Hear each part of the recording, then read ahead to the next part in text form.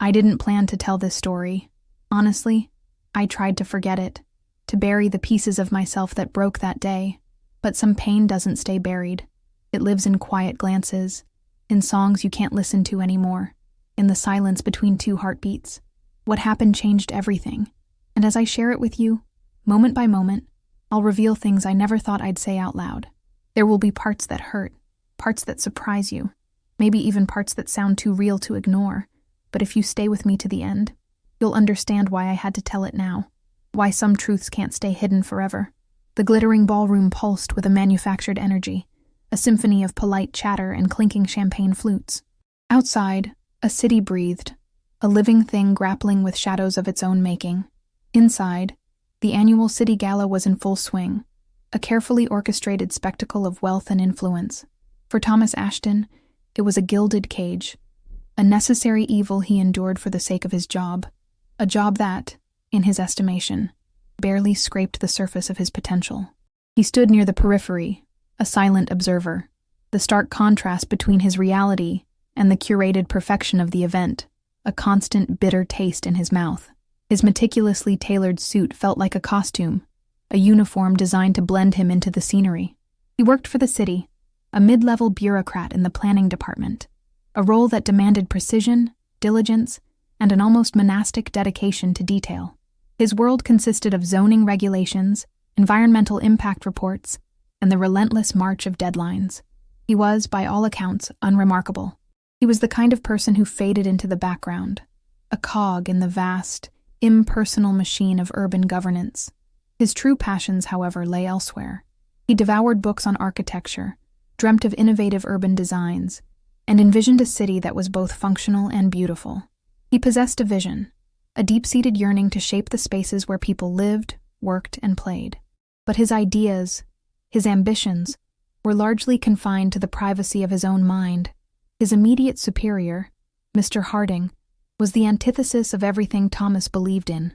Harding was a man of bluster and superficiality, more concerned with appearances and political maneuvering than with genuine progress. He saw Thomas as a useful tool, a pair of hands to execute his directives, a quiet presence to be ignored. At this very gala, Harding had been holding court, basking in the attention of the city's elite, a self-proclaimed king of this meticulously crafted kingdom. He was the star of the show, and Thomas was merely a supporting player, a shadow lurking in the wings. Tonight, Harding had been particularly dismissive, constantly belittling Thomas's contributions, and making pointed remarks about his lack of social grace and ambition. His words, delivered with a patronizing smile, were like tiny barbs, designed to wound and humiliate. The air in the ballroom grew thick with unspoken tension. The carefully constructed facade of civility seemed to crack, revealing the underlying anxieties and insecurities. The city itself, represented by this opulent gathering, was facing a crisis, a complex web of challenges that threatened to unravel its very fabric. A critical project, a bold initiative designed to revitalize a neglected district, was teetering on the brink of collapse, stalled by bureaucratic red tape and internal squabbles. Its success hinged on a single, crucial element, Thomas's signature. It was a detail that Harding, in his self-absorbed pursuit of prestige, had completely overlooked. The fate of the project, and perhaps the city's future, rested on the shoulders of the man he had just publicly mocked. The contrast between the perceived power and the underlying reality of the situation was about to become painfully, irrevocably clear. The clock was ticking, and the gala, with its glittering facade, was about to become the stage for a dramatic, unexpected turn of events. The hum of the gala, once a mere backdrop, now thrummed with a different energy, a subtle shift that only Thomas seemed to perceive. It was as if the very walls of the ballroom were whispering secrets, the chandeliers casting shadows that danced with a newfound significance. The air, previously saturated with the cloying scent of expensive perfume, now carried the faintest whiff of urgency, a scent only he seemed capable of detecting. His gaze, previously averted, now sharpened, taking in the details he had previously ignored. Building on this, the project itself, the revitalization of the forgotten district, was not merely a bureaucratic undertaking, but a reflection of Thomas's deeply held beliefs. He saw the potential for transformation, the opportunity to breathe life back into a neglected corner of the city, He envisioned vibrant public spaces, affordable housing, and a flourishing community, a testament to the power of thoughtful planning and design. The project was, in essence, an extension of his own unfulfilled aspirations. The city's current trajectory felt stagnant, a slow decline into mediocrity. Yet Harding's short-sightedness and self-serving ambitions threatened to derail it all. Another crucial layer is the political landscape. The mayor, a woman of considerable stature and influence, had staked her reputation on the success of this initiative. Her presence at the gala was not merely ceremonial. She was actively seeking support, gauging the mood of the city's power brokers. The project's failure would reflect poorly on her administration, jeopardizing her future political prospects. Conversely, its success would cement her legacy, transforming her into a champion of progress and innovation. Now, consider how this applies when you face a similar dilemma: the weight of expectation and the potential for catastrophic failure. Have you ever been through something like this? Or do you know someone who has? We'd love to read your comment below. We read everything with an open heart, and who knows? Maybe your words will help someone else too. Also, check if you're still subscribed. There are many powerful stories coming, and you don't want to miss the next episodes. If you're enjoying the story, leave a like and tell us where you're listening from. It really helps us understand your thoughts and keeps us motivated to keep going. If you love stories that truly move you, that warm your heart, or give you chills, subscribe to the channel and hit the bell icon. I promise the next story might surprise you even more. Furthermore, the project's complexity was compounded by a web of vested interests, competing agendas, and hidden agendas. Powerful developers, driven by profit, were vying for control, seeking to exploit the district's potential for their own gain. Local community groups, wary of gentrification, were fiercely advocating for their own vision, one that prioritized preservation and social equity. Thomas, caught in the crossfire, had navigated this treacherous terrain with integrity and diplomacy, striving to balance competing needs and forge consensus. He had become a master of navigating the intricate dance of urban politics. However, the project's ultimate success hinged on a single, seemingly insignificant detail: a final signature, a bureaucratic formality that had been overlooked. The document, containing the crucial approvals, lay unsigned on Thomas's desk, a testament to the chaos and inefficiency that plagued the city's planning department. The absence of his signature was not a matter of negligence, but a deliberate act of defiance against Harding's dismissive attitude and his blatant disregard for Thomas's expertise. The situation presented a profound moral dilemma. Should he prioritize his personal pride and allow the project to fail? Or should he swallow his resentment and sign the document, thus ensuring its success? The unspoken tension in the ballroom, however, was now palpable, a thick fog of anticipation settling over the meticulously arranged tables and the carefully curated conversations. Furthermore, the stakes had subtly, yet dramatically, escalated. The project, initially framed as a simple urban renewal initiative, was now intertwined with the mayor's political future and the city's overall reputation. Building on this, the whispers of potential corruption, previously muted, began to circulate, adding another layer of complexity to the already volatile situation. Consequently, Thomas's decision, once a personal dilemma, had become a matter of civic responsibility, forcing him to confront the limitations of his own agency. The project's fate, and the city's, now rested on his shoulders. His signature, once a mere formality, had become a symbol of hope and a potential catalyst for change. The weight of this realization was crushing, yet also invigorating. Another crucial layer is the nature of ambition itself, and the myriad ways it manifests. Harding's ambition, fueled by ego and a thirst for power, was contrasted sharply with Thomas's, which was driven by a sincere desire to contribute to the greater good. Conversely, the story of Icarus, who soared too close to the sun, offered a cautionary tale, reminding him of the dangers of hubris. The city's elites, blinded by their own self-importance, were vulnerable to the same pitfalls. Similarly, the project's success demanded more than just bureaucratic compliance. It required a leap of faith, a willingness to challenge the status quo and embrace innovation. Now, consider how this applies when you face a similar crossroads.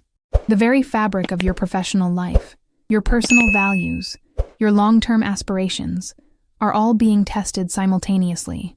The temptation to succumb to cynicism, to retreat into the safety of anonymity, is immense. This is where courage is tested. Furthermore, the project's design, with its innovative use of green spaces and sustainable building practices, was a direct reflection of Thomas's vision for a more livable and environmentally conscious city. The city was desperately in need of fresh ideas and forward-thinking strategies. The project presented a chance to transform a forgotten corner of the city into a model of urban sustainability. He knew that the project's success would not only revitalize the district, but also inspire other communities to adopt similar approaches. But the pressure was mounting. Harding's blatant disregard, the whispers of corruption, and the potential for failure all weighed heavily on his mind.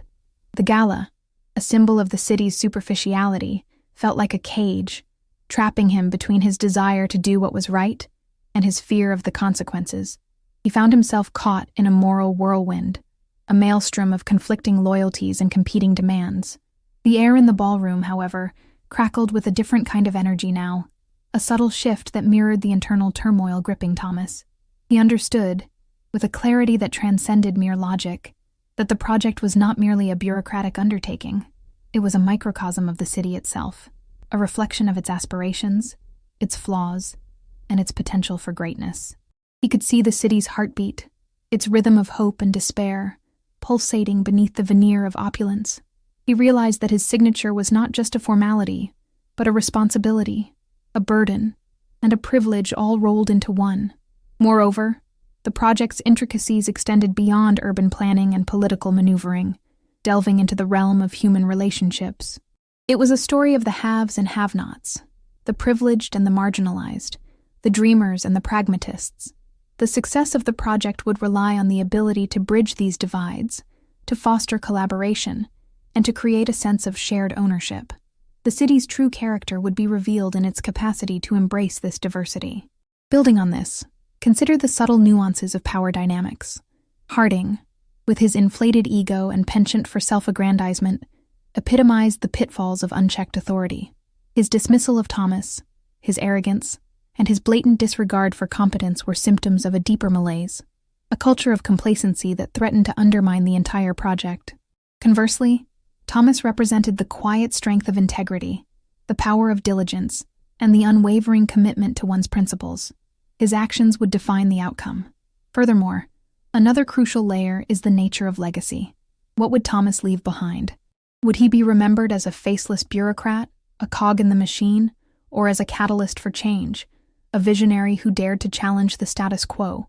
Would the project be a testament to his vision, a lasting contribution to the city's evolution, or would it be yet another casualty of political infighting and bureaucratic inertia? The choices he made would define his legacy. Now, consider how this applies when you face a similar moment of reckoning. You might find yourself confronted with choices that have far-reaching consequences, decisions that test your values and challenge your sense of self. You may be tempted to compromise, to take the easy path, to yield to the pressures of conformity. However, it is in these moments that true character is revealed, that the essence of who you are is tested. Consequently, the ballroom, with its glittering chandeliers and its meticulously crafted ambiance, had transformed into a crucible, a testing ground for Thomas's moral compass. The mayor's presence, the whispers of corruption, and Harding's dismissive attitude all served as catalysts, forcing him to confront the difficult truth. It was a moment of profound moral and professional introspection. Another significant aspect is the role of courage. It was not merely a matter of physical bravery, but a deeper, more profound form of courage. The courage to stand up for what is right, even when it is unpopular or inconvenient. It was the courage to challenge authority, to speak truth to power, and to risk personal advancement for the sake of the greater good. The city, in its complexities, mirrored this. In the crucible of the ballroom, the narrative threads begin to intertwine, their individual trajectories converging into a single powerful current. The initial sense of unease, the quiet desperation that permeated the periphery, has subtly morphed into a different kind of tension, a charged atmosphere pregnant with anticipation. It's as if the very air itself is holding its breath, awaiting a decisive moment, a pivotal choice that will alter the city's destiny. Reflecting on this journey so far, it becomes apparent that the story transcends a simple tale of professional slight. It delves into the intricate dance between ambition and integrity, between the allure of power and the quiet strength of conviction. We've witnessed the subtle erosion of values, the corrosive effects of ego, and the unwavering commitment to a vision that dares to defy the status quo. The narrative has become a mirror, reflecting the complexities of human nature and the ongoing struggle to find meaning and purpose within the constraints of societal expectations.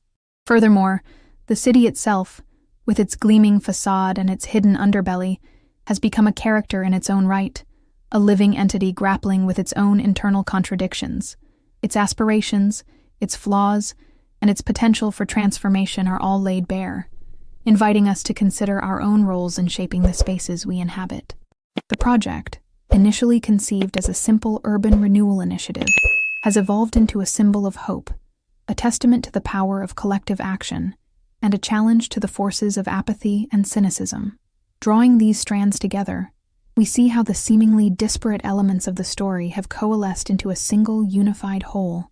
The personal and the professional, the internal and the external, the individual and the collective, all are inextricably linked, creating a tapestry of interconnected experiences. The project, the city, and the protagonist have become interwoven, forming a cohesive narrative that resonates with a profound sense of human truth. In light of these insights, the path forward becomes clearer. The protagonist's decision, once a personal struggle, has transformed into a defining moment, a catalyst for change. His choice will reverberate through the city, shaping its future and influencing the lives of countless individuals. The outcome, however, remains uncertain, hanging in the balance, promising a dramatic and emotionally charged resolution. We are poised on the precipice, ready to witness the culmination of this intricate narrative, a moment that will forever alter the course of events. The symphony of the Gala is now nearing its crescendo, the final notes about to be struck. The mayor, a woman known for her decisive nature, had been observing the scene with a keen eye. She had witnessed Harding's dismissive behavior, the subtle shifts in Thomas's demeanor, and the palpable tension that had gripped the room. She understood the significance of the moment, the weight of responsibility that rested on Thomas's shoulders. As the gala reached its zenith, she made her move, her voice cutting through the din of conversation, her words carrying the authority of her office. "We need his signature," she announced, her gaze fixed on Thomas, her words echoing through the ballroom. A hush fell over the crowd, the chatter fading into an expectant silence. Harding, momentarily stunned, could only stammer in protest. He had underestimated Thomas, misjudged his dedication, and failed to grasp the true importance of the project. His carefully constructed facade of power crumbled before the weight of reality. The mayor's words were a public rebuke, a stark reminder of his own failings. Thomas, however, remained composed, his expression betraying neither surprise nor triumph. He had arrived at his decision, a choice forged in the crucible of his own integrity. He walked towards the designated area, the weight of the city's future resting on his shoulders. With steady hands, he signed the document. The act was simple, yet profoundly significant. It was an affirmation of his values, a victory over cynicism, and a testament to the power of perseverance. It was a moment of catharsis, a release of the pent-up frustration and the suppressed dreams that had fueled his journey. The signature, a small mark on paper, was a symbol of hope, a promise of a better future for the city and its people. The crowd erupted in a mixture of applause and murmurs, the air thick with anticipation. The project finally was underway. The aftermath brought a new dawn. The revitalization project flourished, transforming the neglected district into a vibrant hub of community and innovation. Thomas, no longer the anonymous bureaucrat, found himself at the forefront of the city's transformation. He was promoted, his expertise recognized, his vision embraced. Harding, on the other hand, faced the consequences of his actions, his career stalled, his reputation tarnished. The city had chosen its direction, and the values that guided the project became the foundation for its future. The story of Thomas Ashton serves as a powerful reminder that true influence stems not from position or pretense, but from the unwavering commitment to one's principles. It is a testament to the power of an individual to challenge the status quo, to stand up for what is right, and to shape the world around them through their actions. The narrative underscores the importance of integrity, resilience, and the enduring value of hope, even in the face of adversity. The true practice begins now, beyond the confines of this narrative. Consider the choices you make each day, the values you uphold, and the impact you have on the world around you. The challenges of the city, of any community, of any complex endeavor, are not dissimilar to those faced by Thomas. Are you willing to be the architect of your own destiny? Are you ready to sign your name to a better future? The responsibility lies not in grand gestures or lofty pronouncements, but in the quiet acts of courage, the unwavering commitment to your own truth, and the unwavering belief in the power of positive change.